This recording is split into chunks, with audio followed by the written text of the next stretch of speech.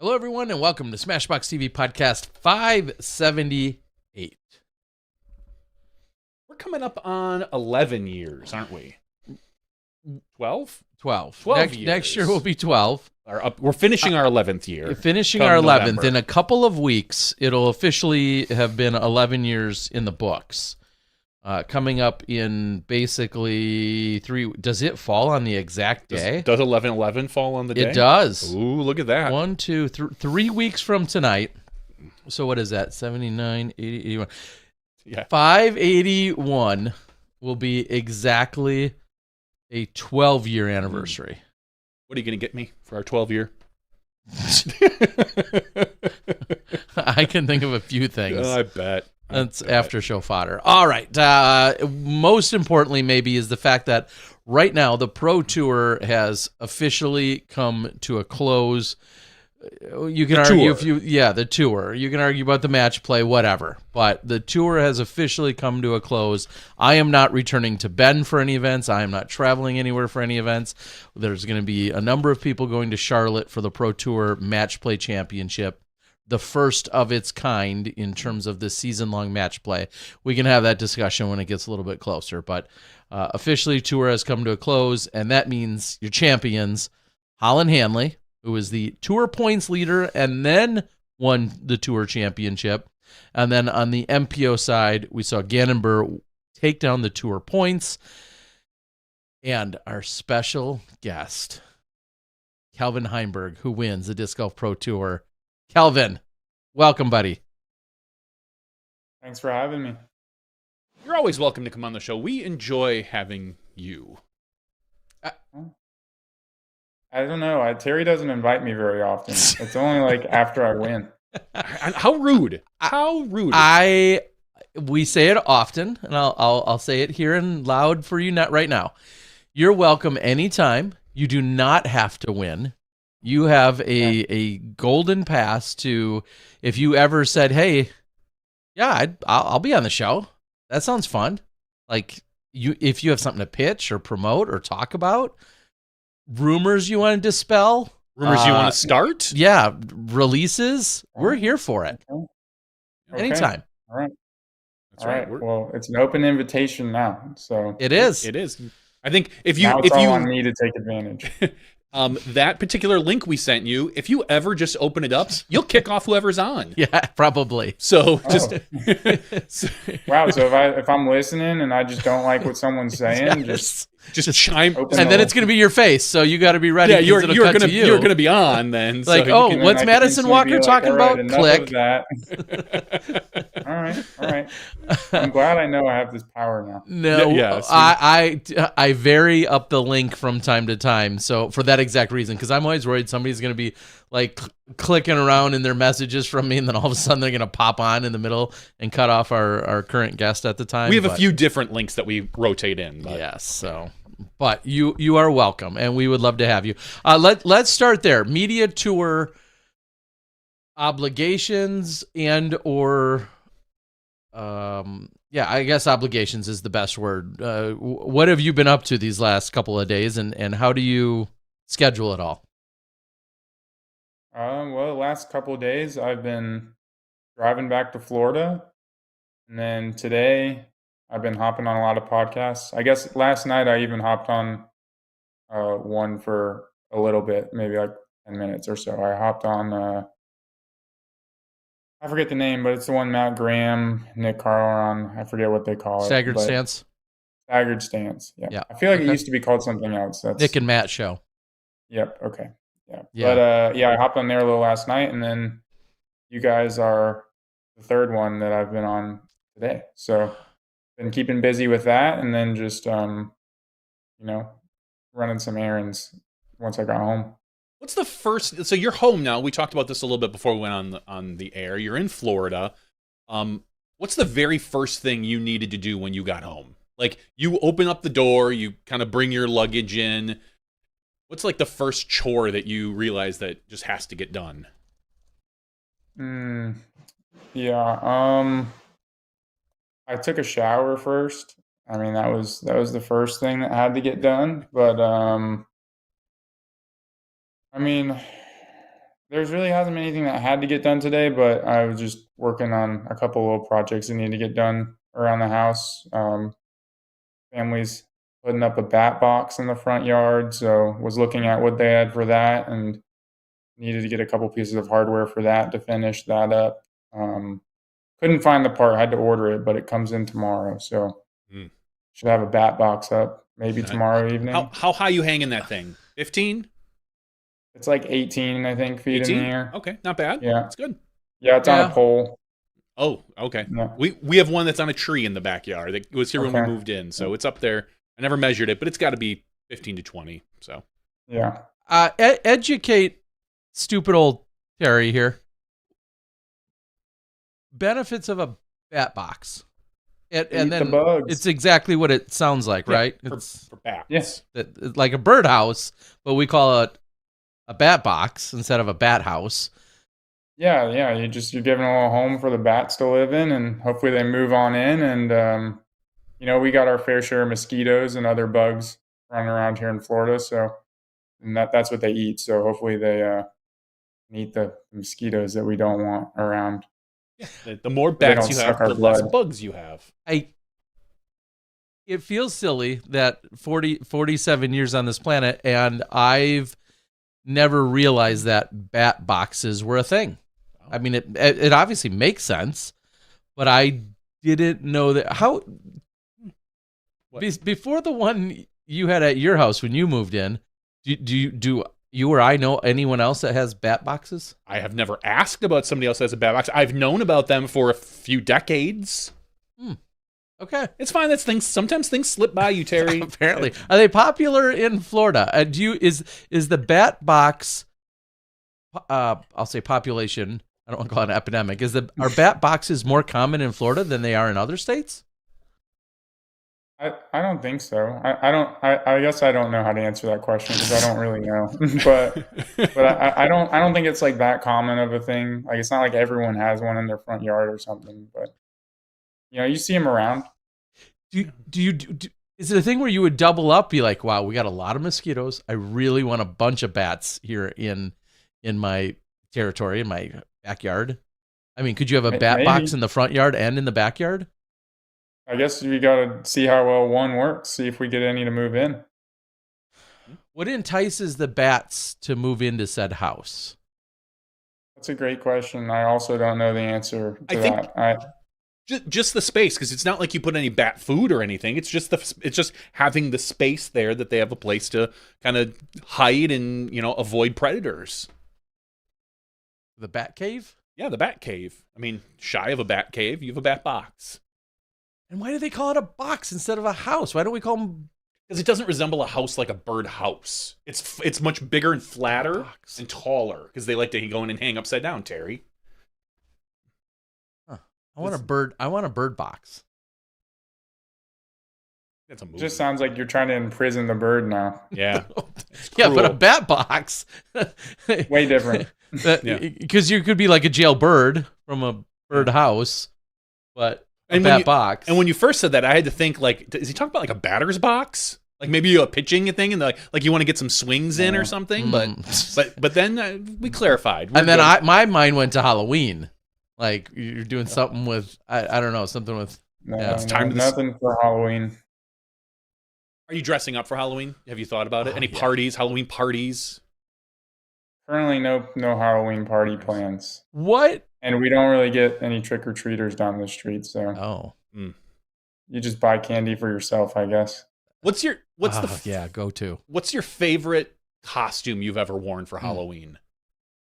Probably when I was like 18 and I shoved my body into my old Cub Scout uniform. Sexy. Yeah. Wow. Yeah. That's okay. That's a vision. So you say Cub Scout. You must have ultimately been an Eagle Scout. Yeah, I was. Because I don't see you not completing that, right? Like, is there a stigma about kids that go to a certain level of certain level of scouting, but then don't like complete the Eagle Scout portion. Clearly, I was never part of any of this, so that's why I'm so naive to it. But is there a stigma about like, hey, you little punk, you didn't really see this thing all the way through? I don't think so. Really? You can just quit? Yeah, And nobody gives you a hard time? Nope. No, I don't even think it's like a matter of quitting. It's just like, I don't know. At least like when I was in it, it was like, it's not like everyone's just like, oh, I want to get through all these requirements to whatever, get Eagle Scout. It's like a lot of it was just getting together with other kids and going camping and stuff. So like it was just like there's lots of other activities, and it's like it's not like every activity is like oriented towards completing the tasks to get Eagle Scout. Not everything gets you a merit badge, Terry. What's that? Not everything gets you a merit No, and I badge. get that. I'm okay with that. What was your Eagle Scout project? I did benches and bag holders at a local course. Yeah, that I mean, that's pretty standard. These, like, yeah, for disc golfers, obviously. Yeah. How into disc golf were you at that time? I was pretty into it at that point. You know, like I guess I was like a senior in high school when I finally got it. So, you know, I'd been playing for five or so years. So I was pretty into it. I was playing tournaments at that point. So I would say once you start playing sanctioned tournaments, you've kind of caught the bug. And that course, which course is that? And do you still go out there and play? Is that your home course? Is your bench still there? Yeah, home course, Cliff Stevens. Oh, Cliff Stevens. Yeah. Yeah. And your bench is still there? It's sitting there? I think one of them is. All right. I think one of them's gone. Oh, man. I don't know what happened to it. I feel like that would be maybe a good thing to revive after all these years. Or maybe you support the Eagle Scout that wants to, update things out there. Yeah, replace a bench or two. That'd be like a full circle kind of thing, right? Yeah, I guess I was just gonna say, does in the scouting program, is it kind of like when you graduate from college and then the alumni, association like calls you and asks you for money? Do like scouts? Is there anything like that in the scouting program? I don't think so. I don't know. I guess I feel like it's generally just kids and their parents. So I don't know. I don't think there's. Maybe I'm wrong. Maybe I missed out on something, but I'm certainly not getting calls, and I'm not involved anymore either. So I guess I don't know. Have you talked about scouts on any other podcast you've been on, or are we the only ones? I think you guys are the only ones I've talked this long about it. All right. There's been like trivia, or which one's not true, and like I'll throw in like Eagle Scout or something, and I feel like anyone that's known you for more than 5 minutes and or follows any of your socials, like it seems like a foregone conclusion that you would be an Eagle Scout. Like it just seems like obvious. And that's a compliment. You just know me. You've spent more than 5 minutes with me. Yeah, but I mean, and I think that's a compliment. And to be clear to everyone else out there, like who's ever gone through it, like almost every Eagle Scout I know, I think, or the ones that I do know for sure are Eagle Scouts, like they're all good people. And maybe that is attributed, right? Do you know any Eagle Scouts that aren't? Well, no, but I think we also probably have a limited scope. How many how many bad people are you hanging out with in general? Like, do you want to do a search of bad people you know and be like, hey, were you an Eagle Scout? Hey, you're a piece of shit. Yeah. Let me check your background now. Yeah, I mean, I think that we tend to hang out with good people like Kelvin, and they happen to be Eagle Scouts. All right, well then it sounds like we're all doing something right. I'm just putting in perspective, Terry. Was your dad an Eagle Scout? No. He was not. How did that come about that you got involved? If your dad wasn't, he was. I'm pretty sure. Yeah, he was in Scouts. My uncle was an Eagle Scout.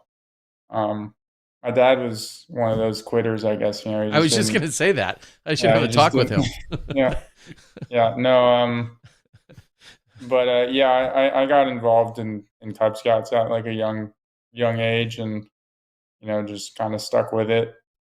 Eventually went to Boy Scouts, and I mean, yeah, I mean, a lot of it was just, camping, meeting up on, what was it? I guess it was Thursday evenings. We'd always meet up for our meetings and generally play some game too, whether it be kickball or Red Rover or dodgeball or something, you know. Were you like Johnny V in the sense that you were always the tallest kid in your grade in every class and everything else, or not necessarily? I'm glad that went that way. Yeah, I don't know if I was always the tallest. I was certainly tall, but I don't know that I was always the tallest. I was never short, I guess. But yeah, I don't think like I was always like, oh, look at that giant. Maybe I'm wrong. I was. They said that about him. Yeah. And his kid, who's 16, 6'8", is 6'8". That's He's a like giant. He looks like just like Gannon Burr. Like he would be Gannon's brother. Honestly, Okay. Just like you take Gannon probably like 2 to 3 years ago with as skinny as he was. Gannon's filled out a little bit, and that's basically my son. So, but he doesn't play disc golf, and he's actually looking at kind of bringing it back a little bit to Calvin. He's looking at possibly chemical engineering. One of the things he's kind of starting to research. He's on the robotics team, and he's looking at different engineering. We're starting to do college. You graduated from Florida State? Yeah. Which one? University of Florida. University of Florida. So you were a Gator. Yeah, that's. I don't think that's on his list, but being way up here, I'm sure he wouldn't mind. But yeah, chemical engineering. Any advice for future chemical engineers, seeing as how you never really went into the profession, but you went through the entire college thing? Do you feel like the college degree was and tough? then quit? That's his advice. Do you feel like college was tough? Your chemical engineering was a difficult major? It wasn't terribly difficult. I don't know. Like there were hard classes for sure, but I don't think it was like anything too excessive or anything. I think it also just has to do with how well you process like math. It's a lot of math. It's like a ton of word problems basically. So it's just how good are you at word problems? Oh, that's good. He's really good at those things.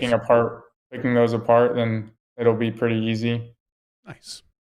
So if you weren't winning $30,000 checks and have a presumably decent sponsorship with one of the largest disc manufacturers and doing all those things that are disc golf, what would an ideal chemical engineering day-to-day job look like for you? Like when you were going to school and thought, yeah, this will probably be my career when I get this degree. What are the types of things, like break down a day that you think you would have enjoyed with that degree in that field? Yeah, so I think that's how I ended up in disc golf. I didn't that conversation just in my head just never went very it didn't materialize. Smoothly. Okay. Yeah, I was like, man, what am I gonna do with this thing? And no, I mean, like there's stuff like I think like the coolest job offerings that I was seeing like when I was in school were like I was looking at like the R&D departments at like Procter and Gamble and stuff. Those looked really cool. But I think with chemical engineering, there's like so many different ways and that you can end up going. It can be gas and oil, or it can just literally be like you can end up in like wastewater. Like doesn't sound that exciting, but that's what one of my friends kind of ended up in. But like it's very broad in a lot of senses. So I don't really know where I was going to end up. There wasn't like a dream job. I honestly was just good at chemistry and math in high school, and I didn't do what Johnny V's kid's doing and really look up what do chemical engineers do. I don't know if he's really done that either. Chemical and engineering. I don't want to just get a chemistry degree. I'll get it. I don't know. I just signed up for it and did it. So not the smartest thing I've done. Well, okay. So to follow that up, and I know it's a lot of woulda, coulda, shouldas and hindsight and all that stuff, but let's say disc golf didn't go on to be your career, and let's just say you could have a do-over on a college education. What else is something that would interest you that actually you'd want to do as a career? Because I have a feeling you're going to say rocks, and then I'm like, what are you going to do with rocks? Geologist. Yeah, exactly. What would that other what might an alternative career path, if disc golf wasn't in the equation? What would be the maybe another alternative career path that would excite I you? think if I was smart when I was in high school or even early college and actually tried to figure out what engineering I really wanted to do, I probably would have chose material science engineering. I think there was a little more chemistry involved there. Mhm. I don't know. I think that was probably more towards what I would have wanted to do. Instead, I did chemical engineering, a little less chemistry, maybe a little more physics, kind of more about just like scaling things up. Um, I still don't know exactly what I would do with that job, but with that degree. But I can tell you the degree, once I heard about it, sounded more exciting than the one I got. Another one my son has briefly talked about. We did a tour of Ann Arbor, and we got to tour their engineering facilities, and they were like, hey, this is the material sciences area, and they have these people looking at this fabric and these different things that they're doing, and it's like, yeah, that's a material. Like, all right. Wow. So it could be cool. I don't know. Yeah, but different plastics, maybe material. I mean, it's there's all sorts of stuff we can do. Okay.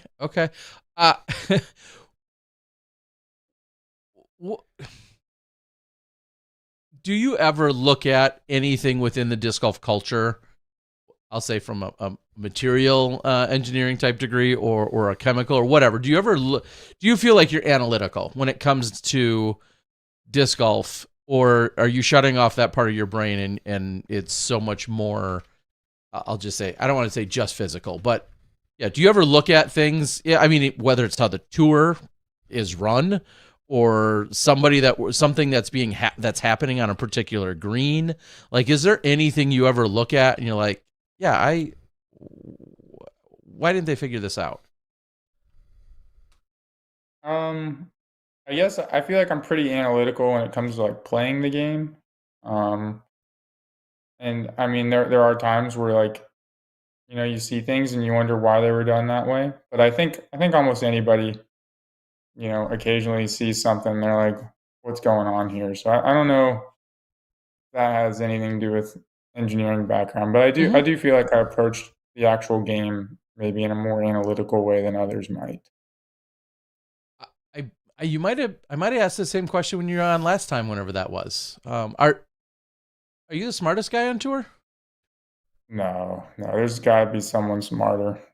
I'm just good at faking it. I think James Proctor, he just retired from disc golf, so clearly. Oh, you did? I missed that note. Yeah, he just released an Instagram. Retired. Damn it, I missed that today. I think there was hints of that early in the season. Ben Calloway. Yep. Huh. They're all gone. Less people for you to beat.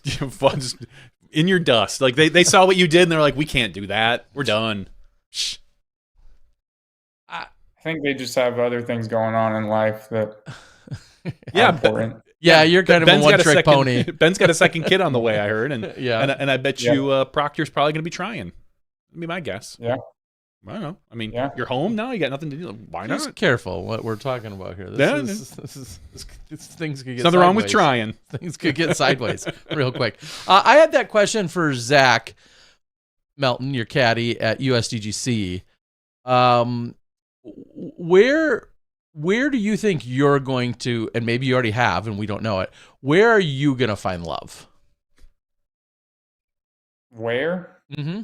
Like, is that do you think that's at the bat box? At a course? Is that at a conference, a retreat? Is that at a celebration after a night of playing golf and winning a tournament? Where do you think that happens for you? Honestly, I think it probably comes once I stop touring disc golf full time. Okay. I think just being on the road full time makes a lot of things when it comes to relationships tough. Yeah. Yeah. And props to all the people that do and make it work. But so there's definitely. I think we saw somebody post that you had talked on another podcast about retirement or maybe slowing down. What is your what do you see your future in the tour as? Like another couple of years of just grinding out on the road, every event, more or less? Or do you kind of slowly plan on taking, we'll say, like the Simon method, where, you know, he flies in and out more often and maybe hits smaller mini tours? Like have you thought about your future, so to speak, with that?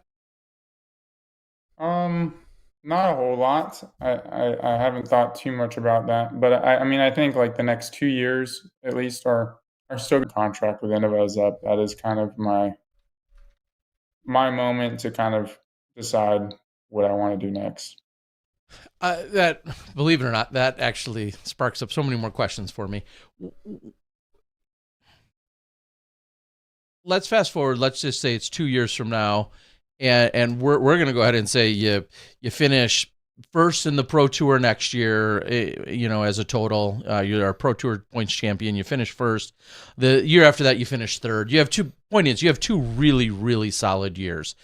Do you feel like you're going to base that decision in 2 years upon where you are within the Disc Golf Pro Tour rankings and such? Or is it going to be based more on the idea of you just wanting to move on from disc golf and have another life that's not disc golf? Like what will be your big factors for that in 2 years? Yeah, I mean, I think some of it is definitely, you know, how well are you playing? Like that has to kind of be one of the factors, but I think even more so than that, it's kind of just evaluating, what do I want to do with the rest Life of my after life? golf. Like, I mean, it's not easy being on the road for most of the year, but as I was saying, like you can take, you know, a little more relaxed approach to it and, you know, fly out to a handful of events at a time. But I think, it's just kind of how tired are you of traveling all the time? How well are you playing are a couple probably of the biggest factors. What if you had, when you're looking back at this year, what's the grade you give yourself? I mean, we know you finished second in points. Obviously, you won this event, blah, blah, you know, all those things. But how do you kind of grade yourself from the 2025 season?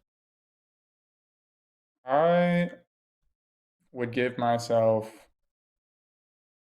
I think I'd give myself in like an A minus. You know, I got the major, which I think that was like the one huge thing to check off the bucket list. And, you know, I kept myself in, like I didn't really have any down tournaments. Like my worst finish was Crocal. Mm-hmm. And it was like 20 somethingth. And then there was like one other tournament where I was outside the top 10. So like I played well on almost every event that I showed up to.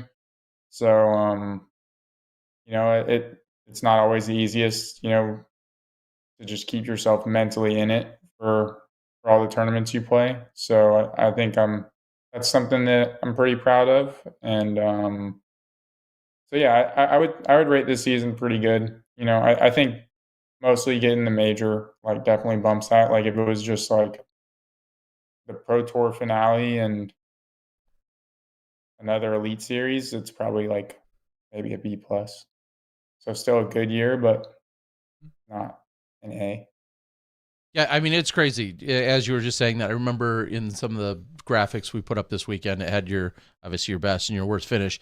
You said it. You finished 28th at Crocal, and then you finished 10th at the Worlds. You finished 13th at MVP Music City Open. Yeah, at the Music City Open. And pretty much everything else inside the top 10. And we talk about your consistency over and over and over again. To think that your 2023 average finish was better than even what Gannon did this year, for instance. And he had a banner year, you know, really solid year overall, wins the tour points and wins a bunch of events. And your 2023 consistency in terms of average finish was still better than his this year. And I think some of that gets overlooked. You didn't win as often as he did, for instance, but still your consistency, I mean, to ever put you outside of the top 10 is just crazy. And what you're really good is, even if you're in 11th or 21st or 31st, the last day you're going to shoot some insane score and make a huge charge, and then set like a course record, and then find yourself somewhere in the top 10, like no matter what. Have you thought about Yeah, playing that- better earlier in the weekends? Well, I was gonna. I've thought about it, but it just doesn't seem. I'm still looking for like that chase card victory. So Okay, goals. yeah, Goals. yeah. So like you got to put yourself on chase card in order to have a chase card victory. Is that a fair assessment? I hear it in other places. You know, the stereotype that, oh, Vinny kind of shoots himself out of it in the beginning, but then the final round he's going to come storming back. Like, is there something in you that's driving you better on that final round, or is it just kind of that happens to be your good round? Like, you could kind of take the Simon line of like, well, I played the same, I just happened to shoot better this round. Where does that come from, do you think? I don't know if that's like always the case. I think, someone like maybe makes it that narrative, and then, you hear it once and then people start to look for it. So when it does happen, you're like, oh, it happened again. But, I played 25 tournaments a year, and it's like, even if there's 5 tournaments where I'm just like way out of it and shoot a crazy hot final round, I mean, it happens 5 times, but that's only 20% of the time. That's not really that often. So like, I don't know. I don't know. I guess maybe. I guess I haven't like gone back and looked at the numbers. I could go back and look at it, but it doesn't feel like that's it's. I don't feel like there's that many tournaments where I'm like in 20th place going into the final round and I'm charged back to 7th or something. I agree, and of course, there's a little bit of overhyping that narrative. That's why I asked if it was a valid. I agree. It is interesting to see some of those final rounds though, where you just go off and you're not necessarily able to catch the leader, but you may go from a 9th to a 4th or a 12th to a 5th or whatever. But you've just absolutely completely gone off, and you're either at or near course record pace, and all of your biggest fans are cheering, saying, hey, where was this the other couple of rounds? I think it can also, I mean, when you are kind of out of it, it is in a way a little freeing. I mean, you have nothing to lose at that point. So I do think there are quite a few people that kind of play a little bit better once they're unhinged from those shackles. But it's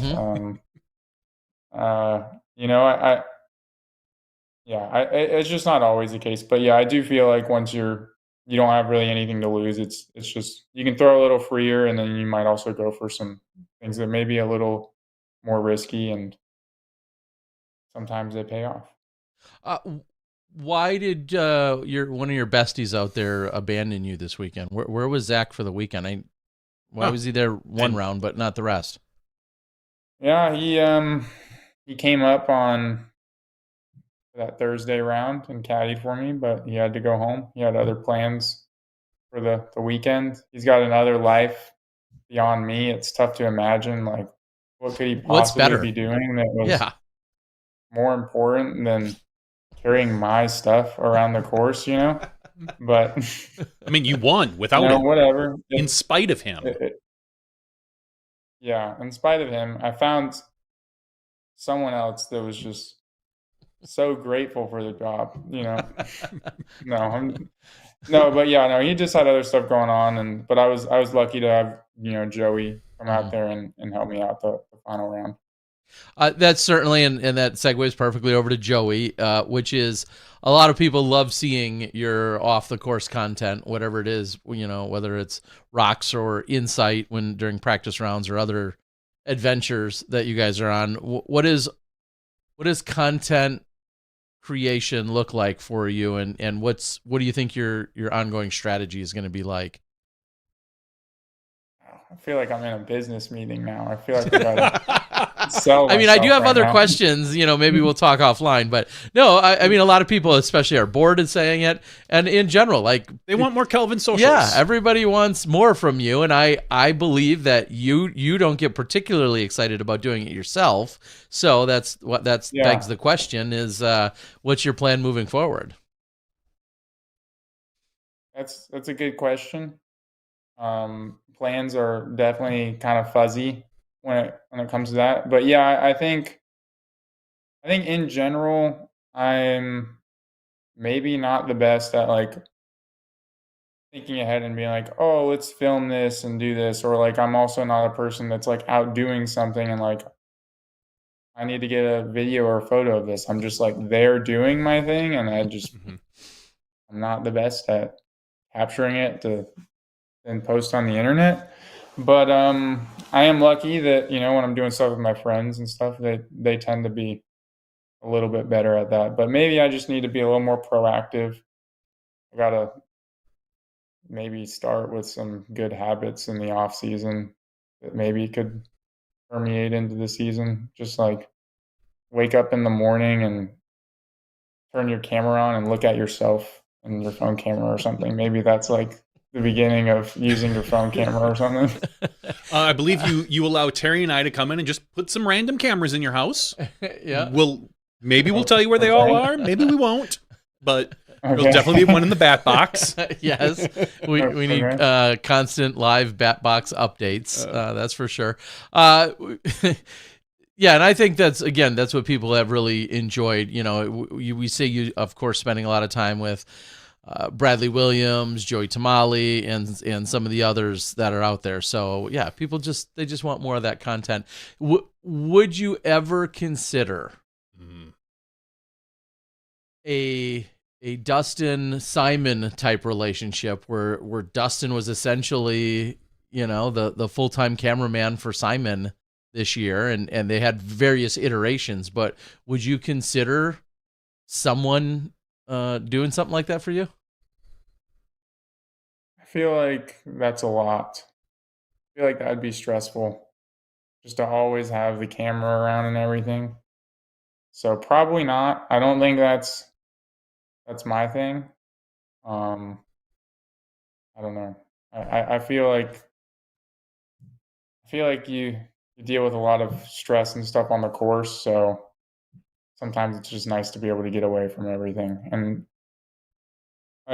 props to Simon for doing that this year. I'm sure the fans loved it, and they got probably like basically backstage passes to Simon Lazat's life, which was probably pretty cool to follow and watch. But I'm sure that was also a lot and stressful for him. So I know that 2025 is not done yet. We've got a month and a half. I know I'm going to be in Florida some way or another. I'm going to have to find you. But up until this point, what's been the craziest, or I'll just say the craziest thing that you've done in 2025, or out of the ordinary, or something that might shock or surprise the disc golf community? What would you attribute that to? What is that? The craziest thing I've done. Yeah, like the either scenario you've gotten into, or something that's happened, or some place just off the beaten path that you would never think like, oh yeah, I went and did that, and maybe it wasn't documented. What's like the craziest thing you feel like you've done, or biggest or best adventure? Well, I don't know. I had some cool adventures this year. Like I was out in the desert in Utah, almost stepped on a rattlesnake. That was cool. That was cool. Basically jumped over one. Was paddling down a river in Michigan and found a half sunk canoe that I unsunk and paddled out the rest of the way. That was pretty cool. Did you like rescued it, and then did it Yeah, I make it rescued yours? it. It actually was an outfitter's. No, I wish I could have kept it, but no, it was a outfitter's canoe. I don't even know if they knew it was missing. They were asking where it was found. It was like, I don't know. Like maybe it Like, what drifted happened to away the on people that someone. were in it? Yeah, you didn't find any people. No people, just a canoe. A canoe pinned up on some logs, kind of half sunk. It had a leak in the back of the hole, so I had to sit in the front. I just turned it around, sat the other way. But If that happens in Florida, you just assume an alligator got him. yeah, I don't know. I guess I don't know if I jump to those kind of conclusions. Come on, this has got to be part of this story. I mean, you had a rattlesnake. We just assume an alligator. Probably not Michigan, but sure.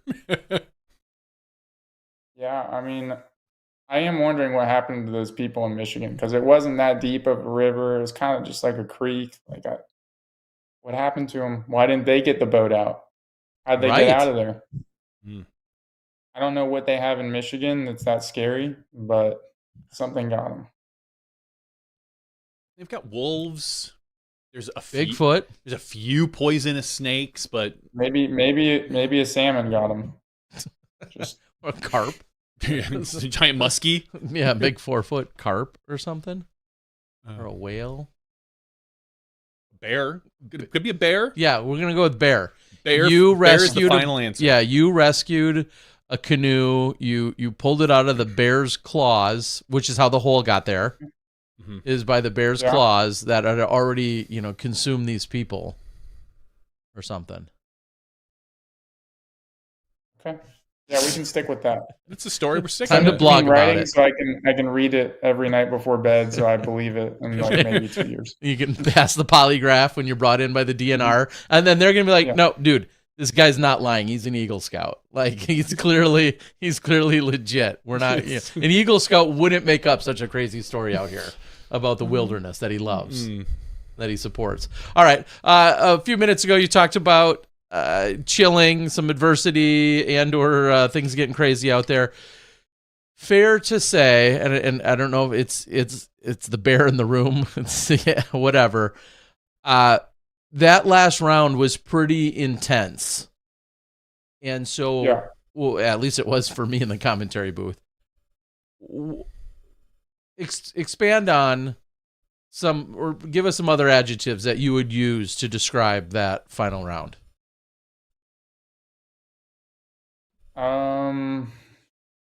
Roller coaster. I don't know. It was just a wild round. I feel like I don't know. It was definitely roller coaster for me, but and I guess for a lot of people. I mean, as Terry says, elephant in the room. Did anything that happened with Aaron affect your play at all? Like the whole incident on 14 or anything? Like, were you able to just kind of like put it aside and be like, that's a him thing, I'm not dealing with this? And because you proceeded to go birdie, par, you parred the hole, and then you went eagle, birdie, birdie. Like, yeah. I think I was definitely, there was a lot that happened on that hole. Basically from the beginning.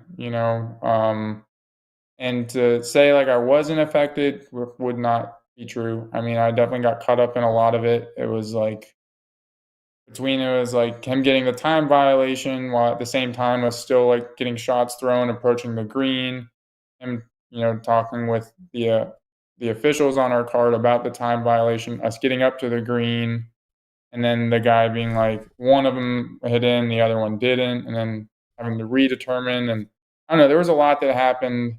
And I think it was like a lot for, like when something like that happens on a card, I think it's a lot for anybody on the card to process. So like it's not like it's all anyone, like it's not really anyone's fault. It's just a lot happened in a very short span of time.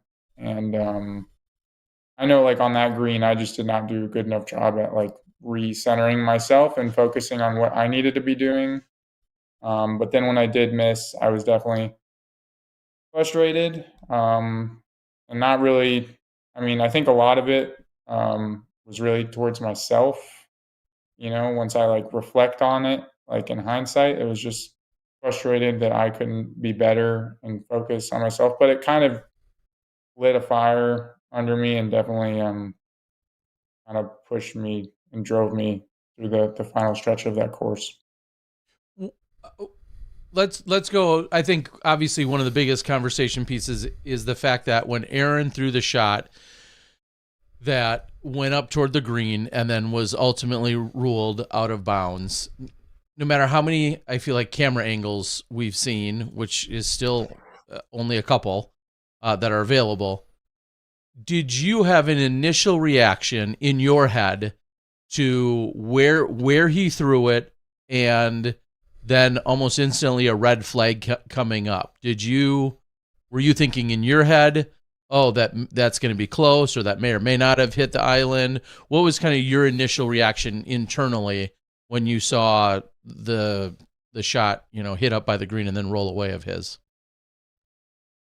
Yeah, initial reaction was from where we were, it looked like he hit the rocks.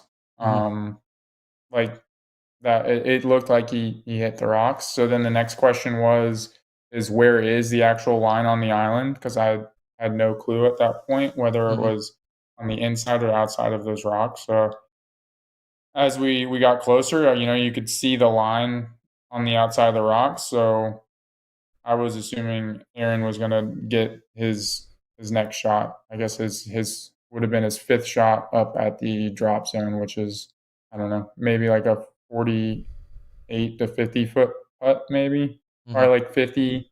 I would say probably closer to 50. So, yeah, I mean that, and then getting up there and then being told it wasn't, I think all of us kind of we were a little confused because from our angle, it looked like it. But really the question then was like, is this guy an official? And he was an official. And at that point, there's not a whole lot that we can do. Like, it's kind of like, I think you can like appeal a decision maybe, but like, I'm not exactly sure how that works. And it would just basically be going to Jeff Spring or Brian Cole, whoever was the actual person running the tournament, which they were already the official on our card. So like, I don't know, but realistically it was kind of like us as the other players on the card. I think I don't know. I don't think our opinions really mattered at that point. I don't think there was much for us to do. It was just, we were told he was an official. And at that point it was like, okay, he's got to have a spot back down on that OB line down the hill, and it's just like, where are we going to make that spot? Because at that point, it was like, it'd been a good amount of time since that shot was thrown. So it's just like, then you're just like trying to figure out where you're going to give him a spot. And I don't know. It's just a lot of chaos. When you got up there and the spotter, I guess, what was the interaction? I don't even want to put any words out there. What was the exact interaction when you guys got to the green and the spotter informed you guys of such? What exactly, do you recall what he said? I don't remember. I can't give you like a verbatim like script of what happened, but he did inform us that one of them hit in, like one of them hit past the line and one of them didn't, is basically what he was saying. Sure. And I think at one point he was asking, I think he told us like which one in the order of the two had hit in. And, so then like we knew he was saying that Aaron's did not. And, I think there was some conversation was like, are you sure? And then it was like, are you an official?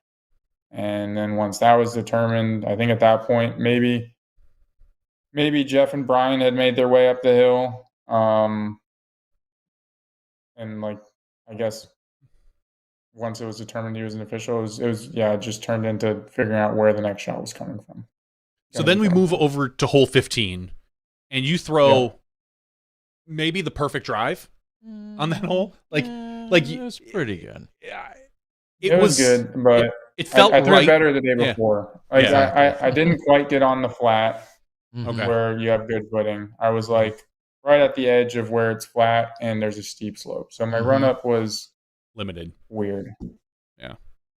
Yeah, and that's exactly what I thought. We saw it land there, obviously in live. We saw it land, and of course, it's a huge crush. But that was, I think, the first thing I said is you're going to have 4 feet short. Yeah, you're just going to have that little awkwardness. Of course, you ultimately adjusted to it just fine, and you still pulled off, obviously, a great second shot. But what you wouldn't give for an extra 5 feet just to make that a little bit more comfortable, like you had done in round 3. So it was still awesome. I mean, to think that you went 4 under on hole 15, in the 2 days that you played it is incredible. When you're practicing that hole and maybe even thinking back to Worlds, Are you thinking eagle right out of the gate? Like that's your plan of attack probably every time you play that hole right now? Yeah, I'm thinking about playing that hole pretty aggressive. I don't really love like the shorter layup play. I don't mind the play where you were seeing Ezra Robinson throw like right at the base of the hill that I was trying to get on top of. I think that's still a pretty good place to be. I think that's where Gossage threw at the final round too, where you still have good footing and you can kind of try to attack, but it's going to play pretty far from there. But yeah, I think my play is be aggressive. It's just throw the driver, make sure you get it turning some. So worst case scenario, if it does happen to fade out, hopefully it's way up there and you can at least salvage a par. Is that to get to that spot or trying to get to the spot that you were going for? Is that a 98% effort out of you? I mean, is that a full send out of you? And is that with still an eagle? It's basically a full send. What? Is that an eagle or is that one of your drivers? High speed drivers? Off the tee box, it's a distance driver. It is. Okay. Wow. Okay. Yeah. Yeah. I mean, so that's full send, full power for you. Yeah, it's about as full send as I would throw on the course. Okay. And still have a good idea of where it's gonna go. 16, you throw another crush. You were the only person to birdie that hole all day long. Was it all weekend or just all day? No, there were 2 or 3 birdies the day before, but prior. Another phenomenal throw. And then to watch pretty much the rest of your card. Aaron took a 6. Isaac took a 6, and then Ezra parred it. Yeah. So at that point, did you feel comfortable with the tournament? Like you felt that this was yours, you could walk this one in? I don't think after 16 you feel like you can walk it in with 2. Okay. 17 can easily be a 2-stroke swing. And but yeah, once I got through 17 with the birdie, it was kind of like once you have 2, if you do stick the island on 17, it's kind of feels like it's yours. So I was basically one shot away from feeling like it was over. Yeah, and I guess as they're asking on the board is where's your fine line of, maybe it's not a fine line, I don't know. Where's your line of putting your head down, knowing what you got to do, but then also knowing Goose is maybe his mental state of mind is pushing him to fall off. And you're thinking about that or not. I mean, are you at all concerned or flustered or distracted by his, I don't want to call him outbursts, but by the way he's acting? Or are you in your own lane entirely at that point? I think once I got to 15, I was kind of just in my own zone. I know he was still, chirping with the officials on our card at that point, but I had, after I missed that putt, I really just needed to recenter and get back into my own zone because I don't know. I felt a little bit out of it there on 14. Just not really. It wasn't necessarily anything that Goose was doing. It's just a lot happened. It was just it's a lot to focus on. Just a lot to process, and there was just a lot of things that whether you agreed or disagreed with what happened, it was just there was a lot happening. So I think I was just kind of in my own space with my caddy Joey at that point, and we were pretty locked in on just what was going on ahead of us. We have talked about, especially if you're as old as Johnny and I and have been around forever, we've talked about rules, officials, violations, all of those things, self-officiating, and we've always said or come to the conclusion yeah, sure, this is a few $100s this weekend, but when it's tens of thousands of dollars on the line or hundreds of thousands of dollars on the line, things are going to get a little different. And here we are looking at first place for 30 grand, second place for 15 grand, and obviously the title and the prestige and the accolades. But we're talking about real money. I mean, sure, not $1 million golfer money, but we're talking about really significant money between first and second. When you look back on Sunday, is there anything that as a sport or as an organization or as a rules committee, is there anything that you think, yeah, let's look at X, Y, and Z, or let's reassess? Is there anything that jumps out at you? Anything that jumps out as far in terms of like, not necessarily the exact scenario that played out with these people, with yourself included.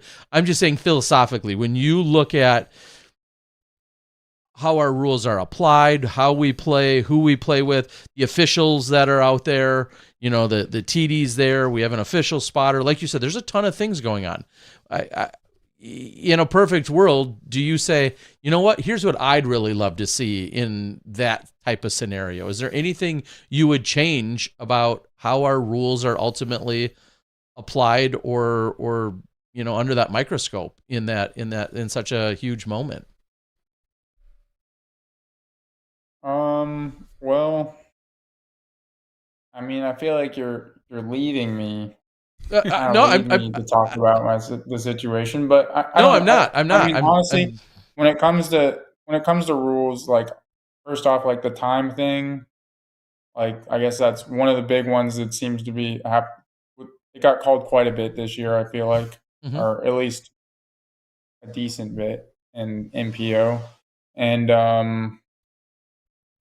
I feel like we just need to go towards like pace of play rules. Like I don't think that like every shot necessarily needs to be timed unless a group is falling behind, because I don't care if Gannon Bird takes a minute and a half on a shot if I'm going to go wait the minute and a half on the next tee box because the course is just running slow. Like it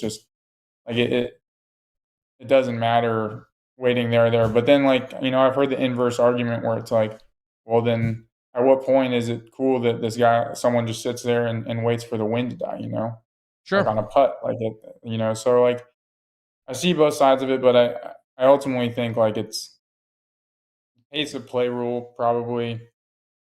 It just needs to be pace of play, and when you fall behind, that's when your card gets on the clock and time should start getting called. But how would you define pace of play for the lead card? Like there is no people falling. I think first off, behind. we have to eliminate these media gaps. I think that's an unfair advantage. I think those have to disappear. I don't know exactly why they're there, to be completely honest. I don't know what part of the broadcast I mean, I feel like you guys have the ability to bank everything, and maybe that's a little more difficult. I don't know the technical logistics of it all, but I don't know. First off, as far as just fairness in sport, I feel like the media gaps have to be eliminated. Like it's definitely an unfair advantage. Like you have like this 20-minute gap so that you basically don't end up having to wait quite as much, and you kind of can get in this rhythm that you might not be able to get in if you're on a card that has a 10-minute gap, and because you might end up waiting on other cards. But so yeah, I think that's first for lead card. You got to start there, but it also does then put more pressure on the tournament staff to have a very clear plan of where the galleries need to be going and how fast they need to get there, because there are times on certain courses where if you have a ton of people following you end up having to wait just on a tee box because they have to route people by the tee box to get them along the fairway. So I don't know, it's definitely tricky with like a lead card. I don't know the best way to do it. I don't have the answer, because I think with waiting for galleries and stuff, that does also kind of affect times. But I think in general, beyond that, it's it seems like a pretty easy way to enforce time. We have the live scoring apps. It's like you can see, oh, this card is 3 holes back, and then you have your floating marshal go out to that card, and they put the card on the clock, and they say, I'm going to be here until you close the gap to what our acceptable range is, whatever we determine that is. Yeah, and I'll be very, very honest with you. I wasn't necessarily specifically going to or just the time call or time violation. I guess I think about in general. You had a marshal out there that's with a card. That's pretty common now that we see at least one on lead and one on chase, and then everyone can argue whether there needs to be one on all 18 holes, and what if somebody's applying something different than the next person. I get that argument.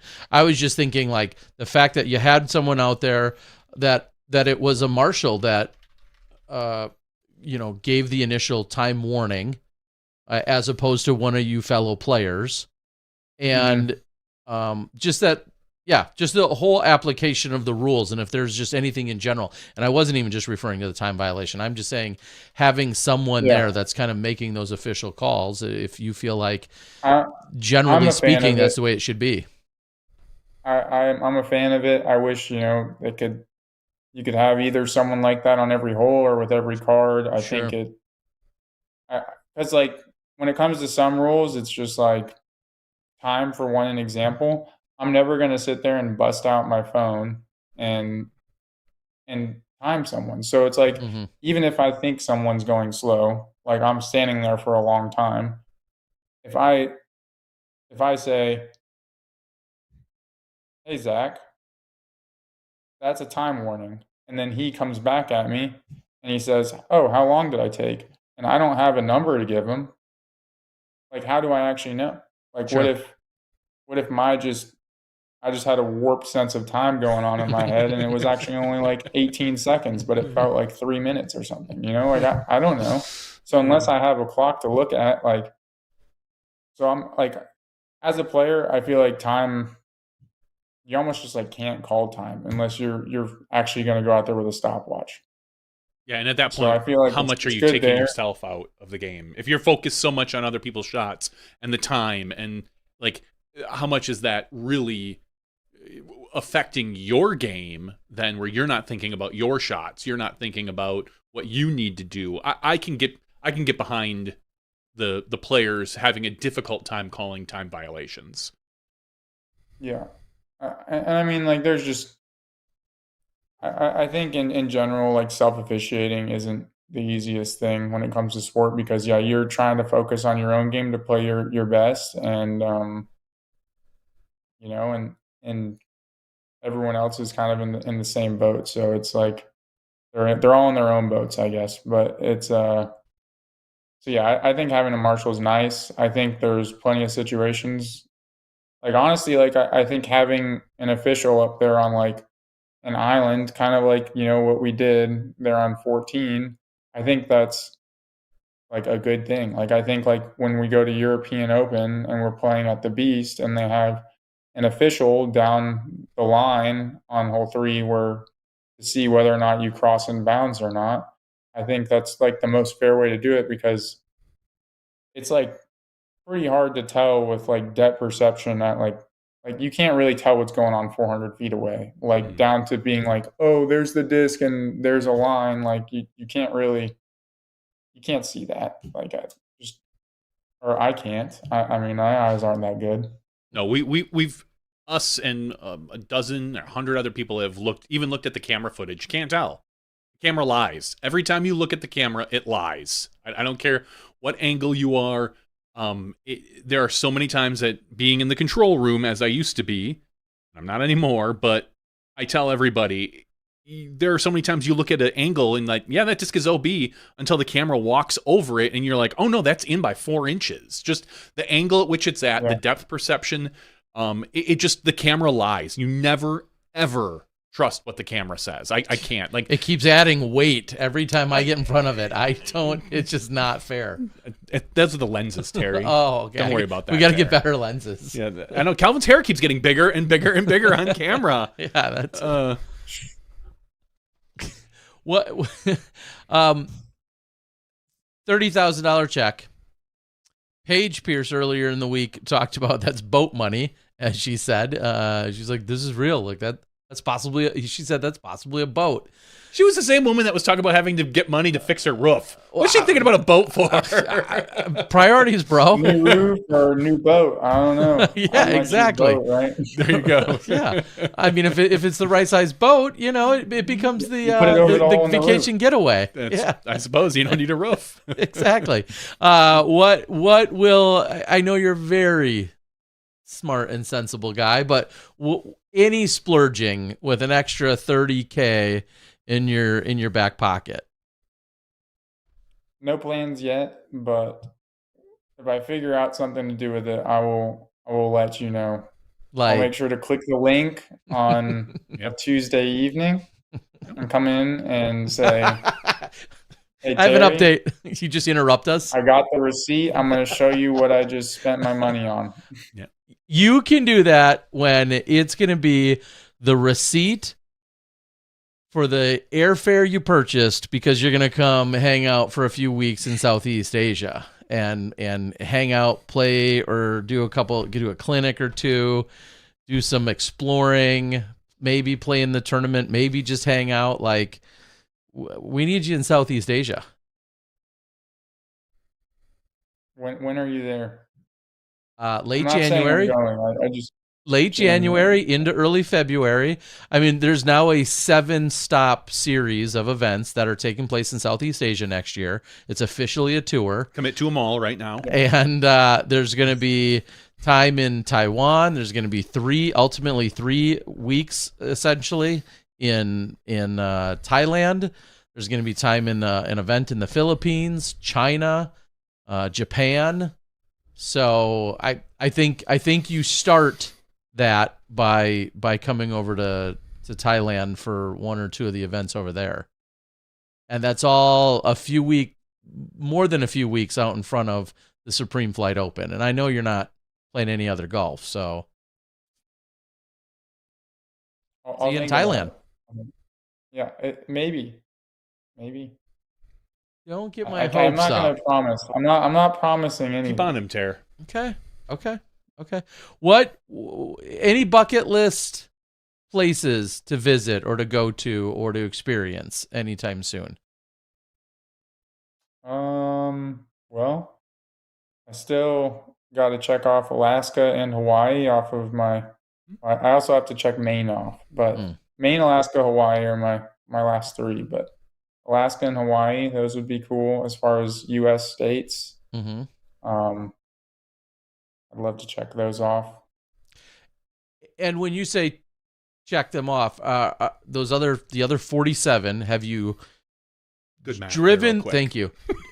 Well, for now we have 47. Don't get me started. Have you driven through them? Have you played golf in them? Have you played tournaments? Like, where do you what constitutes like an official visit that you can check it off? What do you need to do there?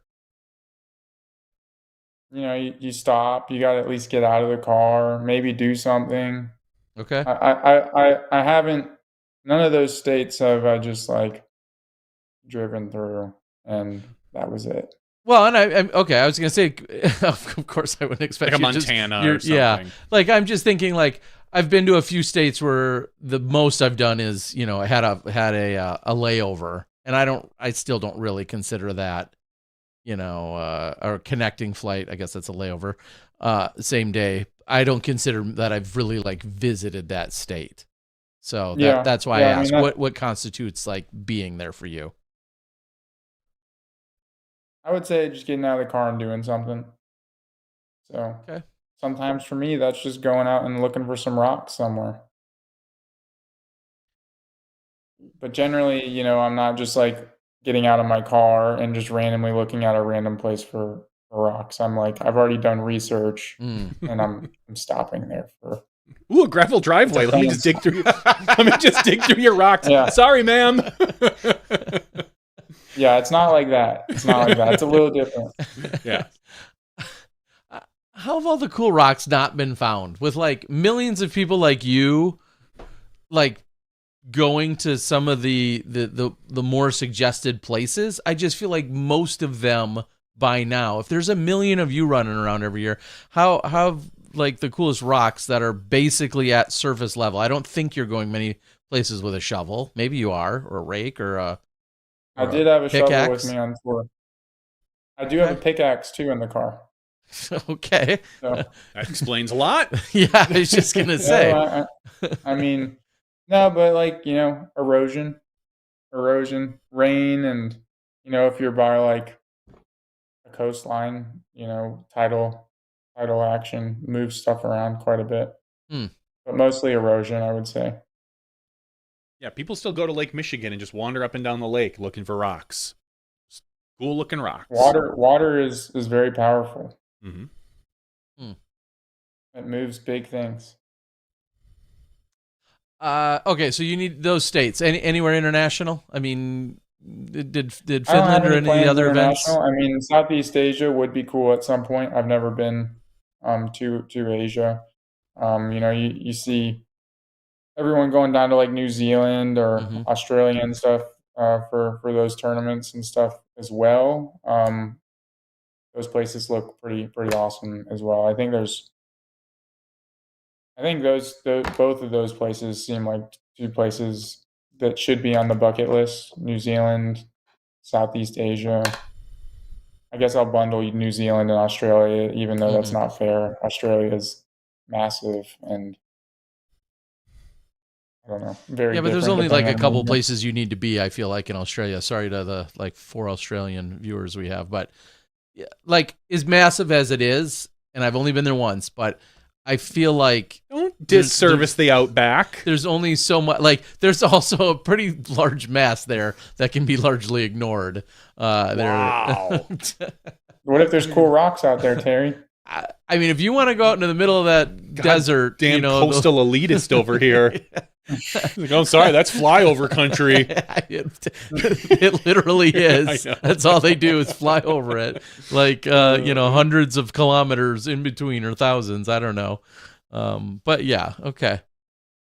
Do you feel like I'll follow that up? Do you feel like a bucket list visit of those types? Do those have to be in a competitive spirit? Are you thinking about places you want to go? Maybe even outside of your playing career? Most likely not in a competitive spirit. I think I don't